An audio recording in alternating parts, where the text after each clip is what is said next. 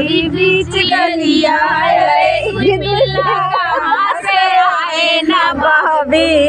गलिया निखिल के बहिनी निखिल के बहिनी गलिया काका दे गई बीच गलिया अरे उनका हो हमारे गलिया अरे तू पिल्ला कहाँ से बीच गलिया अरे तू पिल्ला कहाँ से आए हमारे बीच गलिया के बहिनी अपनी डंडा के बहिनी अपनी डंडा उनका दे रही गुला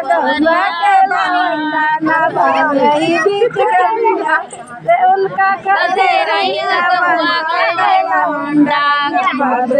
बीच गलिया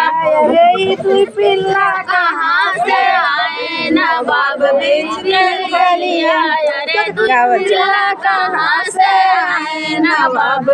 बीच गलिया सुरेश के बहिनी आदमी दलिया सुरेश के बहिनी आदमी दलिया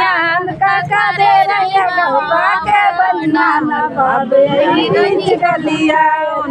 काका दे रही गौवा के बनिया नवाब बीच गलिया अब